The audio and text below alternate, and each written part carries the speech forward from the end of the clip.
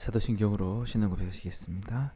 전능하사 천지를 만드신 하나님 아버지를 내가 믿사오며 그 외아들 우리 주 예수 그리스도를 믿사오니 이는 성령으로 잉태하사 동정녀 마리아에게 나시고 본디오 빌라도에게 고난을 받으사 십자가에 못 박혀 죽으시고 장사한 지 사흘 만에 죽은 자 가운데서 다시 살아나시며 하늘에 오르사 전능하신 하나님 우편에 앉아 계시다가 저희로서 산자와 죽은 자를 심판하러 오시리라.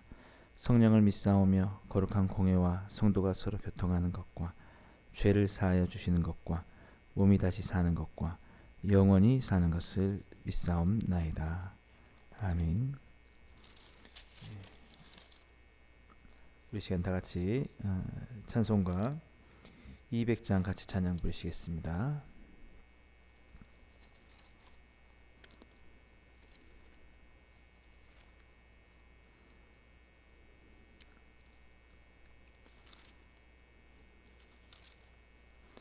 찬송가 200장입니다.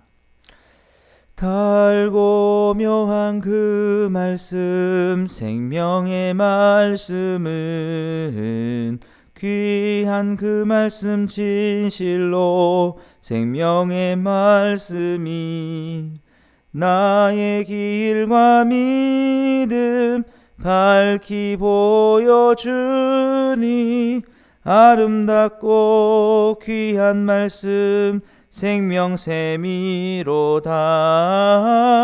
아름답고 귀한 말씀 생명샘이로다. 귀한 주님의 말씀은 내 노래 되도다. 모든 사람을 살리는 생명의 말씀을 값도 없이 받아 생명길을 가니 아름답고 귀한 말씀 생명샘이로다. 아름답고 귀한 말씀 생명샘이로다. 널리 울리어 퍼지는 생명의 말씀은 마음의 용서와 평안을 골고루 주나니 다만 예수 말씀 듣고 복을 받네. 아름답고 귀한 말씀 생명샘이로다.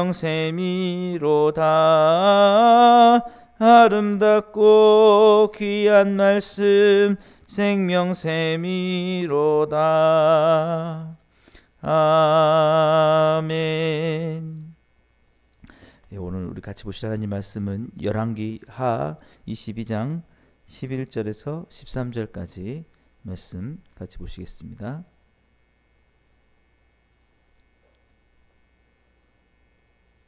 구약성경 601페이지 열왕기 하 22장 11절에서 13절 같이 보시겠습니다. 왕이 율법책의 말을 듣자 곧 그의 옷을 찢으니라.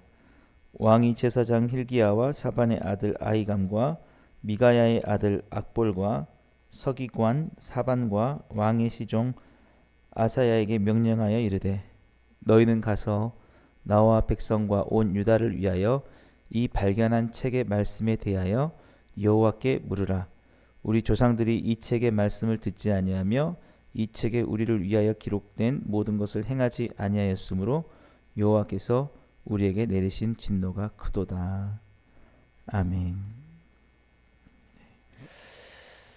오늘 함께 읽은 이 본문 말씀 통해서 종교개혁에 대해서 좀 살펴보려고 합니다. 이 오늘 본문의 왕은 요시야 왕인데요. 요시야 왕 하면은 이제 그 이스라엘의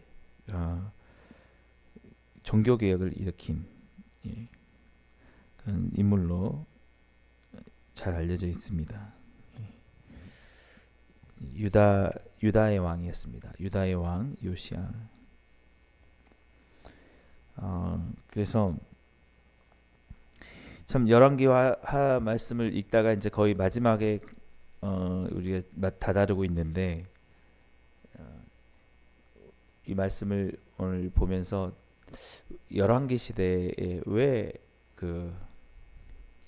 그렇게 악한 왕들이 많았고 바알을 많이 숭배하고 산당에서 제사를 하면서 그렇게 했을까?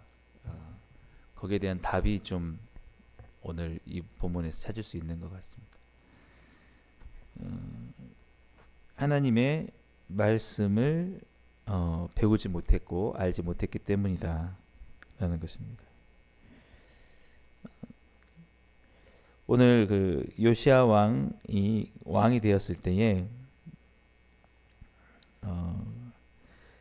성전을 예루살렘에 있는 그 성전을 이렇게 좀 보수를 하라고 사람들에게 보냅니다.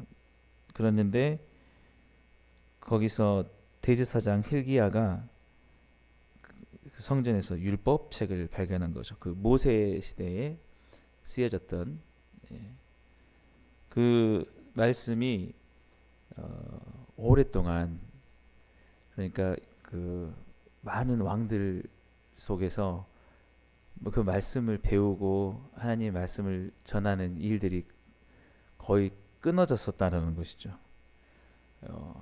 거의 잊혀지다시피 했다라는 거죠. 그러니까 하나님께서 우리에게 뭐라고 하셨는지 그 말씀이 뭐 레위기든지 창세기든지 우리가 지금 제자 훈련을 하면서도 배우고 있는데 그런 일들이 전혀 없었다라는 것입니다. 그래서 10절을 보시면은 서기관 사반이 왕에게 말하여 이르되 제사장 힐기야가 내게 책을 주더이다 하고 사반이 왕의 앞에서 읽었다라는 것이죠. 그래서 이제 읽었는데 이제 이게 책이 무슨 책이었느냐 하니까 하나님이 주신 율법책이었다는 것이죠. 그래서 사실은 우리가 덮어놓고 신앙생활을 하지 말아야 된다라는 그런 말을 많이 하는데 이 열왕기 시대에 그 왕들이 그렇게 악하게 행동했던 것은 배운 게 없어서 하나님의 말씀을 듣고 배우는 일들이 없었다는 거예요. 그래서 이 성전에 율법책이 그냥 어느 한 구석에 이렇게 붙여 있었고 그게 우연치 않게 이렇게 성전을 수리하다가 발견을 하게 됐다는 것입니다. 그때부터 이 요시야 왕이 했던 행동은 11절 우리가 읽은 말씀인데 왕이 율법책의 말을 듣자 곧 그의 옷을 찢으니라 라고 그러니까 아주 왜 이 요시야 왕 때 이 율법책을 발견하게 했을까? 이게 하나님께서 다 계획하신 거라고 볼 수 있는데 굉장히 이 요시야 왕은 이 정직한 인물이고 또 개혁적인 인물, 뭔가 하나님의 뜻대로 살아보고자 하는 그런 열망이 강했던 인물이었기 때문에 아마 또 다른 왕들이었으면 별로 관심을 안 가졌을 수도 있을 겁니다. 오히려 하나님 말씀 부담스러웠을 수도 있었을 텐데 정말 어떻게 하면 하나님이 원하시는 나라를 만들 수 있을까? 어떻게 하면 하나님이 원하시는 삶을 살 수 있을까? 막 그렇게 하고 있던 차에 이 율법책이 잊혀졌던 율법책의 말씀을 찾게 되었다. 그러니까 그 책을 발견했을 때 옷을 찢었다고 그렇게 얘기하는 것입니다. 그러면서 요시야가 했던 일은 이 말씀을 잘 가르치고 연구할 수 있는 사람을 세운 것입니다. 12절 말씀에 왕이 제사장 힐기야와 사반의 아들 아히감과 미가야의 아들 악볼과 서기관 사반과 왕의 시종 이사에게 명령하여 이르되 그들을 데리고 와서 그 다음에 했던 것은 13절 말씀 너희는 가서 나와 백성과 온 유다를 위하여 이 발견한 책의 말씀에 대하여 여호와께 물으라.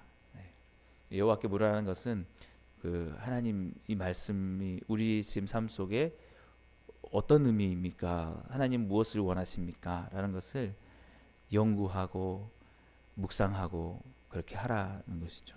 예.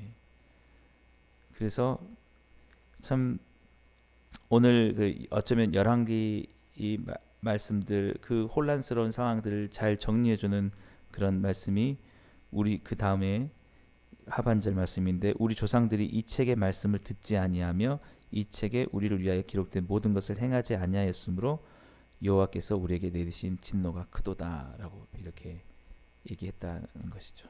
예. 그래서 이때부터 그 요시야 왕은 이 하나님 말씀대로 이 성경에 그 기록된 대로 모든 그 일들을 다 바꿔갑니다. 예. 바꿔가고 백성들을 모여서 그 하나님의 말씀들을 듣게 하고 배우게 하고 그렇게 하는 것이죠. 예. 그래서 6월절도 오랫동안 지켜지지 않았는데 그 6월절이 다시 지켜지는 그런 일들이 있게 되었습니다. 그래서 열왕기야 이제 23장 21절부터 23절 보면은 이런 말씀이 있거든요.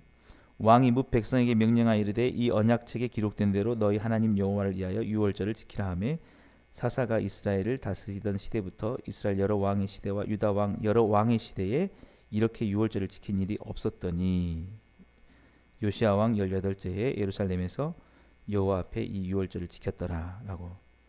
그러니까 언제 동안 그랬냐면 사사 시대부터 예, 요시야 때까지 그러니까 거의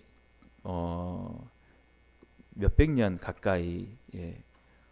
그러니까 왜 사사 시대가 어두웠고 사무엘 시대가 어두웠고 그다음에 이 왕들이 어두웠냐는 것을 알 수가 있죠. 예.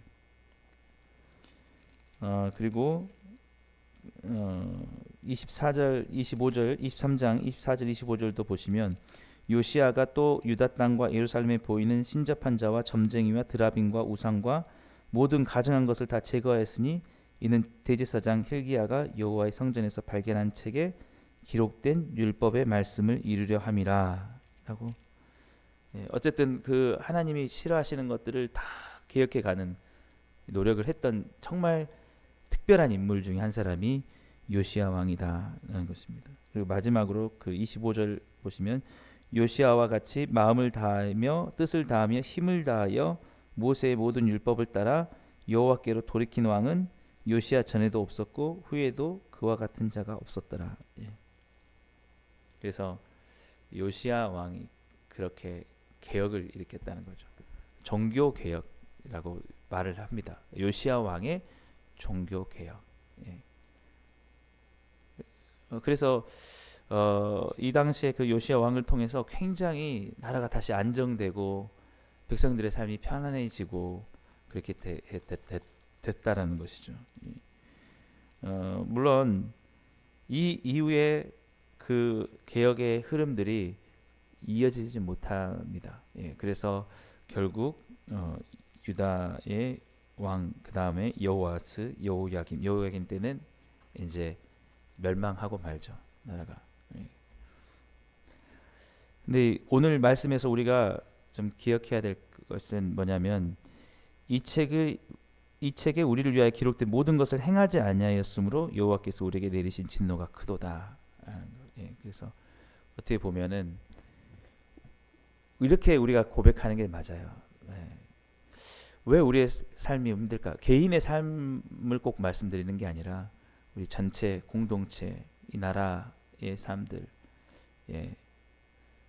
이 모든 사람들을 한번 하나님 말씀에 비췄을 때 그 말씀대로 살지 못하는 거죠.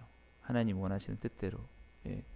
그래서 그렇게 그 말씀대로 행하지 못하기 때문에 예. 사실은 하나님 말씀이 뜻이 무엇인지 우리에게 밝혀지는 것도 중요한데 그것이 주어졌을 때 행동하지 못하는 거죠.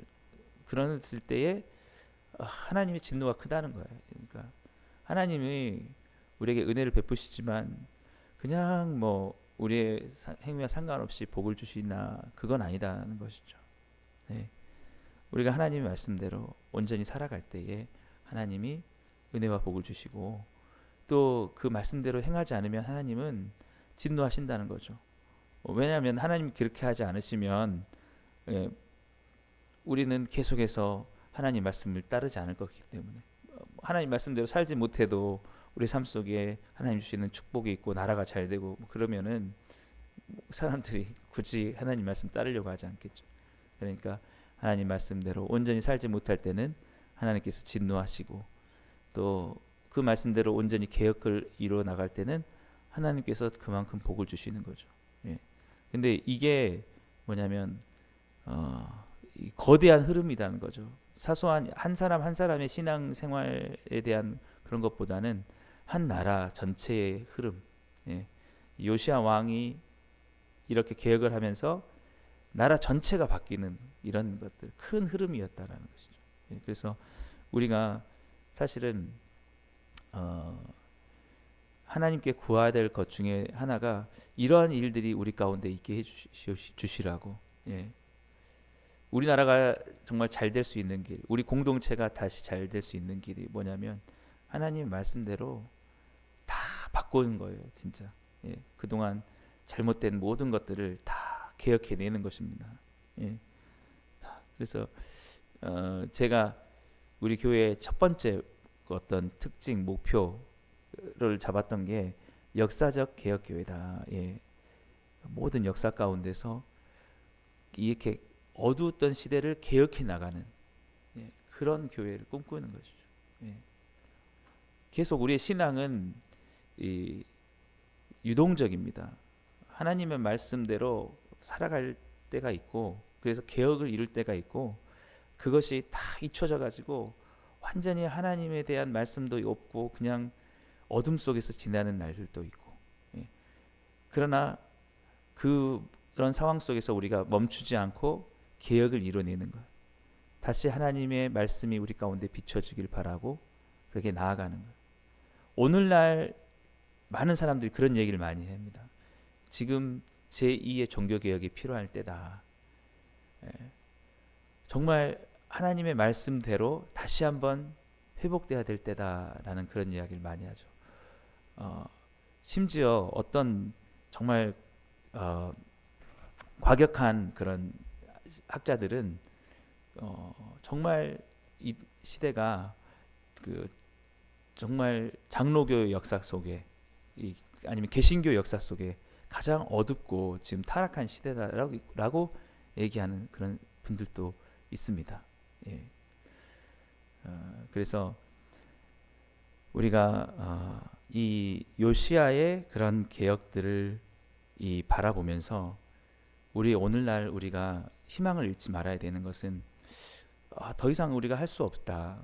뭐 아무리 우리가 노력한다고 해서 뭐가 바뀌겠느냐라고 우리가 할 것이 아니라 하나님은 요시야를 들어서 율법책의 말씀을 다시 들리게 하고 개혁을 이뤘다는 거죠.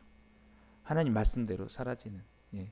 그런 일들이 역사 가운데 분명히 일어날 수 있다라는 믿음을 가지고 그런 우리 마음들을 놓지 않아야겠다라는 것입니다. 왜냐하면 우리가 개혁을 이루어내지 못하면 답은 없습니다.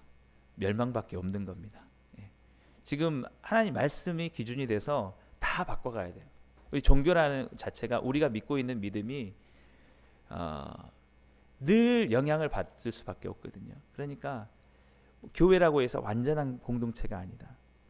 우리는 늘 하나님 말씀에서 멀어질 수도 있고 빗나갈 수 있는 그러나 하나님 말씀을 잘 연구하고 밝혀서 그 말씀대로 살아가려고만 하면 다시 회복될 수 있는 그런 가능성이 있다라는 것들. 정말 그 11개의 악한 왕들 속에서 정말 가뭄의 콩이 나듯이 예, 정말 어떻게 이 요시야 같은 왕이 나타났다는 사실 이거는 정말 우리에게 희망을 주는 것이라는 거죠. 그래서 우리는 저희가 개신교의 그런 입장이 우리가 개신교라고 했을 때 원래의 그 의미가 프로테스탄트랍니다. 프로테스탄트 그 당시에 그 카톨릭에서 종교 개혁을 일으켰을 때 사람들이 왜 개신교를 프로테스탄트라 했냐면 기존에 해왔던 낡은 구습들, 하나님이 기뻐하지 않는 모든 말씀과 다른 것들을 그 프로테스탄트는 저항하다는 뜻이거든요. 그것을 막 거부하고 바꿔내려고 그렇게 했다라는 거예요. 그런데 우리가 지금 그런 정신을 잃어버리면 안 된다는 거죠.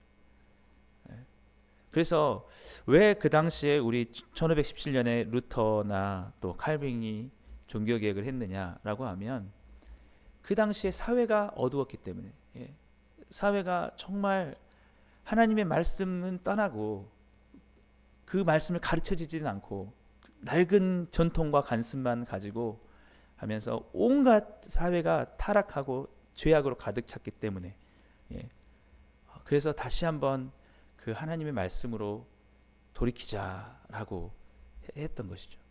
그리고 그 개혁이 이루어졌다는 것입니다. 그러면 우리가 개신교의 후예로서 프로테스탄트적인 정신을 갖는 그것을 이 시대에 구현하는 게 뭐냐고 하면 지금의 어두운 상황들을 바라보면서 오늘 이 요시야가 했던 것처럼 이 책에 우리를 위하여 기록된 모든 것을 행하지 아니하였으므로 여호와께서 우리에게 내리신 진노가 크도다, 이런 마음을 갖는 거죠. 이 사회의 이 어지럽고 어두움, 이것이 우리가 하나님의 말씀대로 우리의 신앙을 개혁해내지 못하고 우리의 삶을 바꿔내지 못한 그 때문이다 라는 것을 가지고, 아마 그 당시에 칼빈과 루터가 그 시대를 바꾸려고 하면서 하나님의 말씀으로 돌아가자 했던 것처럼 오늘날도 우리는 그런 몸부림을 쳐야 한다는 것이죠. 그래서 실제적으로 이게 구호에만 그친 게 아니라 그 종교 개혁을 통해서 그 사회가 바뀌었다는 거죠. 그 당시에. 그래서 역사가들도, 일반 역사가들도 종교 개혁이라고 이렇게 역사에 기록을 하고 있는 것입니다. 뭐가 바뀌었냐라고 하면 그 종교 개혁을 통해서 그 중세의 봉건 제도가 바뀌었다는 거예요. 봉건 제도. 그래서 지주들이 땅을 막 가지고 그 땅을 그 소작농들에게 나눠주면서 아주 적은 소작료만 주고 그 지주들이 온갖 모든 그 이익들을 독점했던 그것이 그 종교 개혁의 토대를 통해서 그런 권위들을 다 무너뜨리고 상업이 발달하게 되고 그 다음부터 시민의 한 사람 한 사람이 주목을 받는 그런 사회가 됐다는 거죠. 그런 사회가 됐는데 이 사회가 다시 한번 어둠으로 지금 가고 있지 않습니까? 지금도 중세 봉건 시대는 아니지만 정말 심각한 빈부의 격차가 일어나고 있는 이 상황에 있습니다. 이것을 우리는 바라보면서 이 모든 것들이, 그래서 당하는 이런 고통들이 우리가 하나님의 말씀대로 온전히 살아가지 못하고 있기 때문이다 라는 것이죠. 그래서 그 칼뱅이 얘기했던 것은 우리는 왕 같은 제사장이다. 각자 한 사람이 얼마나 소중한지. 그 당시에는 신분 제도로 소작농들에 대해서 아주 무시하고 비천하게 생각했지만 그렇지 않고 우리가 모두 다 하나님의 소명을 받았고 우리 직업으로 하나님이 부르셨다라는 그 직업 소명성도 이렇게 얘기했다라는 것이죠. 그래서 우리는 지금 정말 꿈꿔야 될 것이 뭐냐면 이 말씀을 통해서 이 시대가 어렵다면 여기서 우리가 무너지고 좌절할 것이 아니라 요시야가 그 옷을 찢었던 것처럼 정말 왜 하나님의 말씀대로 이렇게 살지 못할까? 하나님의 말씀대로 다 개혁해 되게 하여 주옵소서. 제2의 종교 개혁을 이루는 그런 마음을 우리가 가져야 될 거라고 봅니다. 그래서 우리 예수님께서도 우리에게 오셔서 먼저 하셨던 말씀이 뭐냐면 회개하라. 하나님 나라가 가까웠으니 회개하고 복음을 믿으라라고 했습니다. 우리의 복음은 단지 우리에게 구원을 주는, 우리의 죄 사함을 주는 천국의 약속만 우리에게 주는 게 아니라 그 복음은 그 앞에 우리를 회개로 인도하시는 거예요. 복음을 주신 것은 이 좋은 소식, 이 복된 소식, 너희가 나의 말을 듣고 하나님 말씀대로 돌아와서 너희들이 돌이키기만 한다면 너희들의 삶의 모든 것들에 하나님의 은혜와 은총이 회복될 것이다 라는 것이죠. 그래서 진정한 우리 신앙의 참된 길은 뭐냐면 개혁입니다. 회개해내는 거예요.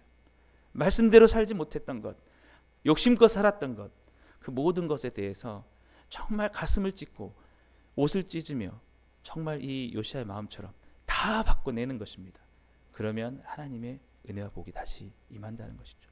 오늘 예수님께서도 이 땅에 오셔서 성육신 하셔서 하시는 말씀이 회개하라, 돌이키라. 너희들의 모든 그 하나님 말씀에서 떠났던 삶들을 돌이켜서 하나님의 말씀이 이루어지게 한다면 너희들의 삶에 하나님의 은혜와 복이 다시 있을 것이다 라는 것이죠. 우리 예수님께서 그 모든 것들을 우리에게 주시려고, 우리의 삶을 회복하시려고 십자가에서 우리를 위해서 죽으셨습니다. 그 사랑이 우리의 가운데 있는 것이죠. 오늘 다시 한번 우리에게 주어진 모든 것이 무엇 때문인가, 우리의 이 고통이 어디서 왔는가, 하나님의 진노가 어디서 내렸는가, 우리 다시 한번 생각해 보시면서 이 어두운 시대에 우리 복음으로 충만한 교회 모든 우리의 비전들이 다시 한번 우리는 하나님의 말씀으로 온전히 돌아가게 해 주옵소서. 하나님 말씀 안에 회개하게 하시고 그 뜻대로 살게 하셔서 다시 한번 주님이 원하시는 참된 신앙의 개혁이 일어날 수 있는 우리의 삶이 되게 해 주옵소서. 오늘 또 그런 비전을 가지고 우리 함께 기도하며 하나님의 그 온전한 뜻이 이루어지게 되기를 주님으로 간절히 축복합니다. 기도하겠습니다. 사랑의 하나님 아버지, 감사합니다. 오늘도 우리 삶 가운데 놀라운 은혜를 주셔서 참으로 십자가의 복음을 우리가 듣고 우리의 삶에서 머무르지 않게 하시고 그 말씀이 우리를 인도하시는 대로 우리의 삶을 개혁해 나갈 수 있게 하여 주시옵소서. 주님, 오늘도 이 나라의 민족의 어려운 상황들 주께서 불쌍히 여겨주시고 참으로 다시 한번 우리의 탐심이 아니라 하나님의 말씀을 향해서 달려갈 수 있게 하여 주셔서 참된 신앙의 개혁이 일어날 수 있는 놀라운 은혜를 우리 가운데 허락해 주옵소서. 예수님의 이름으로 감사하며 기도드리옵나이다. 아멘.